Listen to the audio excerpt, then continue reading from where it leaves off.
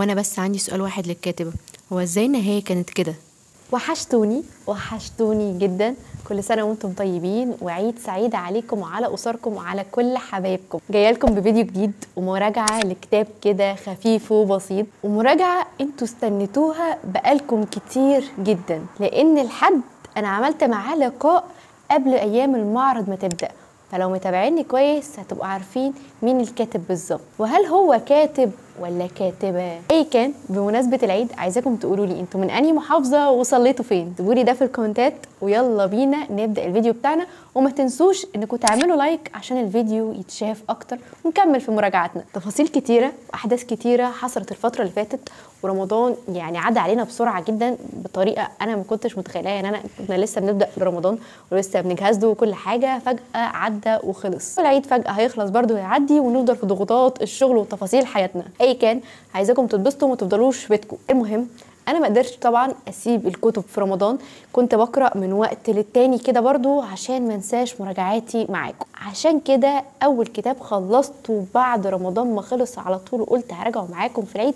هو كتاب النهارده. روايه بسيطه وشيقه ولذيذه وخفيفه وفيها مشاعر لطيفة جدا. ونجينا للحق، أنا بحس دايما إن العمل بيبقى شبه الكاتب، أو زي ما بيقولوا كده كل حاجة بتبقى شبه صاحبها. فخلونا النهاردة نتكلم عن رواية خضراء كالليمون. بصوا أنا عايزاكم تركزوا معايا الأول في تفاصيل الغلاف عاملة إزاي. اول حاجه حابه اقولها لكم ان خضراء كالليمون للكاتبه سلمى سامح شمس الدين. اللي متابعني كويس هيعرف ان قبل المعرض ما يبدا انا رحت معرض الكتاب وصورت مع الكاتبه، وكانت في دار بيت الياسمين. سلمى من اكتر الاشخاص اللي لما تتعامل معاها على الواقع هتحس انك تعرفها من بدري جدا، من كتر لطافتها واسلوبها الحلو، وما شاء الله طلتها لوحدها تخطفك. في حاجه انا بحبها جدا فيها، فعشان كده دايما بحس ان ملامحها وطلتها مميزه، فما بالك من كتاب هي كاتباه. الروايه تبان صغيره، ففي منكم هيحس اللي هو التفاصيل هتبقى متكروته، بس ده حقيقي ما حصلش. عايزاكم بس قبل ما نبدا بصوا معايا كده على الاهداء، شايفين تفاصيل الاهداء؟ فخلوني اكلمكم عن عمل النهارده، روايه خضراء كالليمون لسلمى سامح شمس الدين من دار بيت الياسمين. ولو متابعني كويس عايزاك تقول ده العمل الكام اراجعه معاكم من دار بيت الياسمين، او انا جبت كام كتاب في معرض الكتاب من دار بيت الياسمين. تفتكروا معايا ولا لا؟ اول كوبايه قهوه اشربها الصبح كده كنت مفتقده الموضوع ده في رمضان، فعشان كده ما كنتش بصور كتير. يلا بينا. وبطلة الرواية جميلة. روايتنا بتبدأ أحداثها في المستشفى، اللحظات الأولى اللي بتفوق فيها جميلة من الغيبوبة بعد غيبوبة فضلت مدتها سنة. تفتكروا إيه أول حاجة ممكن يطلبها شخص بيفوق من الغيبوبة بعد مدة كان فيها ومدة مش قليلة؟ أي كان اللي ممكن أي شخص يطلبه، بس جميلة طلبت ليمون. ايوه زي ما انتوا سمعتوا، بمجرد ما بدات تفتح عينيها جميله طلبت ليمون. مره حسيت ان جواك مشاعر كبيره جدا لشخص ومتعلق بيه وانت ما تعرفش اي حاجه عن الشخص ده. هل حد منكم مر بتجربه ان هو يبقى بيحلم ببنت او بنت بتحلم بولد لمده طويله، وتحس ان عقلها متعلق بيه وبتفاصيله وهي ما شافتوش ولا مره على الواقع؟ تبدا احداثنا مع جميله اللي بدات تفوق من غيبوبتها، واللي بدأت تتعلق بشخص بتشوفه طشاش كده، بس هي مش عارفة مين الشخص ده لأنها لسه بتفوق من غيبوبة. تبدأ جميلة تفوق من الغيبوبة وهي بتتخيل شخص، حاسة إنها واقعة في حبه، بس مين الشخص ده هي مش قادرة تعرف نهائي. ومن هنا بتبدأ أحداث روايتنا، وجميلة بتبدأ تتنقل من المستشفى لبيتها عشان تبدأ رحلة علاج مختلفة بعد ما فاقت من الغيبوبة. هل لما بترجع بتنسى الشخص اللي فاقت على تفاصيله؟ أكيد لأ، بيبدأ تفاصيل الشخص ده تطاردها في كل حاجة، في نومها وفي خيالها، لدرجة إن هي الموضوع قلب معاها بضغط نفسي، ما بترتاحش غير وهي بتحلم بيه، غير كده بتحس إن هي غريبة عن كل حاجة حواليها. ومن هنا بتبدأ جميلة تدور مين الشخص اللي بيجيلها في أحلامها ده. غيبوبة طالت سنة، هل قبل الغيبوبة دي كان هي فعلا بتحب الشخص ده؟ طب شخص عيونه خضرة ده ممكن يبقى له علاقة بالليمون اللي طلبته اول ما فاقت؟ تفاصيل الشخص ده اللي بتشرحها لك جميله، وعيونه الخضراء اللي متعلقه بيهم، وكل حاجه قالتها عنه تخليك حاسس ان هي عاشت معاه قصه حب انت ما شفتهاش في حياتك. وبتبدا جميله رحله علاجها النفسي واحده واحده، بتبدا تتابع مع دكتور وبتبدا تحكي له كل حاجه بتحس بيها وبتشوفها. وبتحاول ترجع الناس اللي كانت في حياتهم، ومن هنا بتبدأ تدور عن الشخص اللي بتشوفه في أحلامها. هل كان شخص حكت عنه لصاحبتها المقربة حتى؟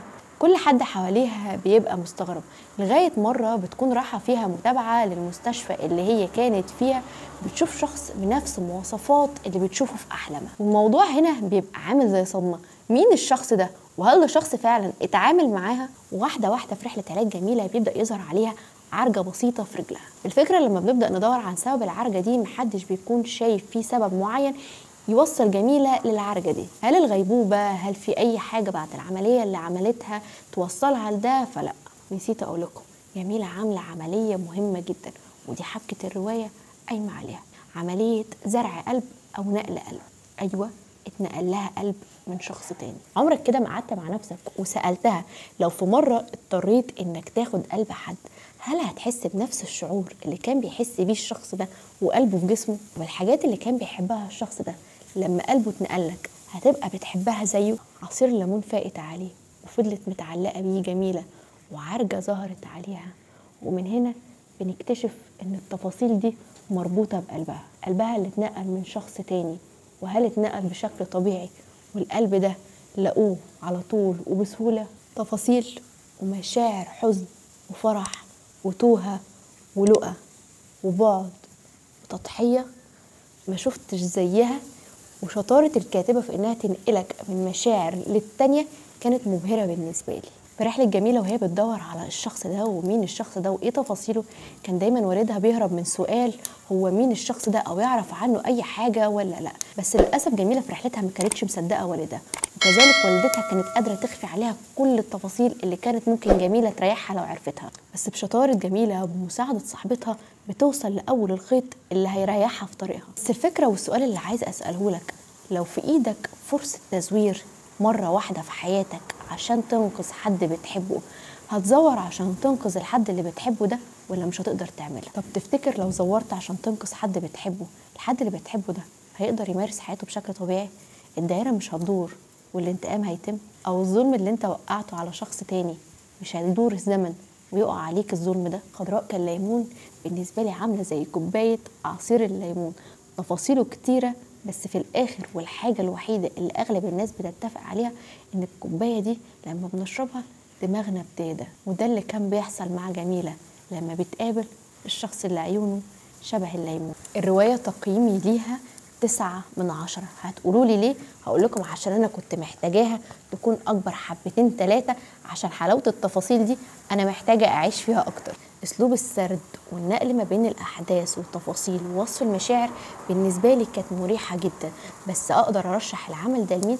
فأقدر أرشحه لأي حد فوق سن 18 سنة، مش أقل من كده. وفي نهاية الفيديو ده حابة أسألك سؤال برضو، هل لو في إيدك إنك تضحي بحياتك عشان تنقذ حياة شخص أنت بتحبه بجد، هتعمل ده ولا لأ؟ هل الحياة إنك تستمر فيها بدون الشخص اللي بتحبه هتبقى أرحم لك، ولا إنك أنت اللي تمشي من الحياة وهو يستمر ويعيش، هو ده اللي هيبقى أرحم لك؟ أسئلتي دي مش من فراغ، كلها حاجات هتلاقوا إجاباتها في العمل ده، فعشان كده أنا حبيت أشارككم الأسئلة دي بعد ما قرأت العمل ده. وفي النهاية عايزاكم تجاوبوني على الأسئلة دي في الكومنتات وتشوفوا الفيديو للآخر. أتمنى يعني اللي يوصل للآخر هنا ألاقيه في الكومنتات تحت. وخضراء كالليمون وتفاصيل مختلفة عايزاكم تعيشوها معايا.